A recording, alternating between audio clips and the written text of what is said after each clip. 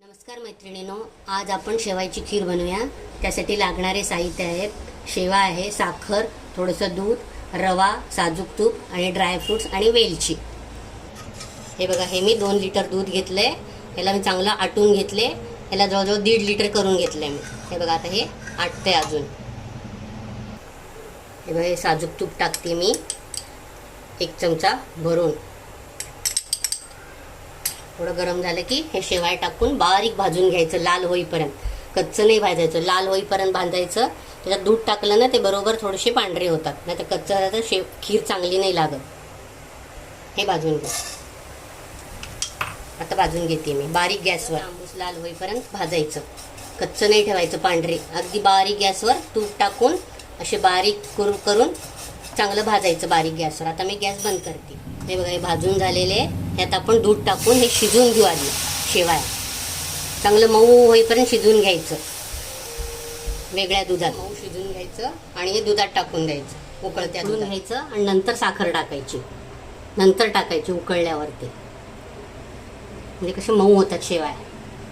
रवा दाखवले होते ना, थोडासा रवा टाकायचा 1 टेबलस्पून, म्हणजे ना छान आळून येते खीर, छान होते एकदम घट्ट। आता हे तूप टाकून घ्यायचं 1 चमचा आणि 1 चमचाभर रवा टाकू ह्याच चमच्याने, असं एवढाच टाकायचा बस। आणि बारीक गॅसवर भाजून घ्यायचं आणि हे दुधात टाकून द्यायचं, उकळत्या दुधात।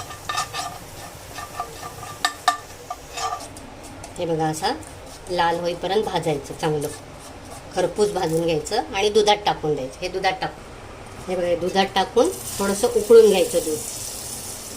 ते कसं रवा मग शिजतो, त्याच्या आपण कॅरमल बनवून घ्या आणि त्यामध्ये टाकून घेऊ।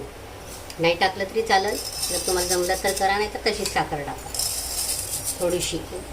आधी असं कढई तापवून घ्यायची आणि अशी साखर टाकून द्यायची।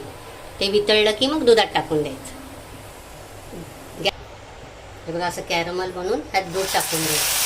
फक्त शिजतं, शिजल्यावर घट्ट होतं, ते घट्ट झालं तर असं हलवायचं, ते आपणच पातळ होतं आणि मग ह्याच्यात टाकून द्यायचं दुधात।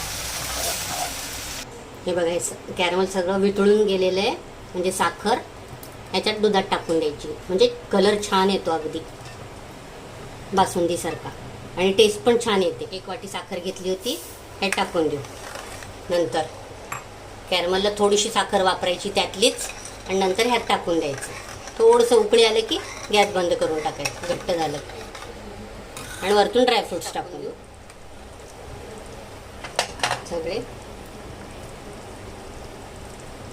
ही वेलची आणि थोडंसं चिमूटच, अगदी 1 चिमूटभर, हे चिमूटच मीठ टाकू, म्हणजे चव येते त्याला चांगली, आणि हलवून घेऊ। खीर झाली आपली तयार झालेली, एकदम टेस्टी होती। तुम्ही करून बघा आणि माझ्या चॅनलला लाईक, शेअर आणि सबस्क्राईब करा।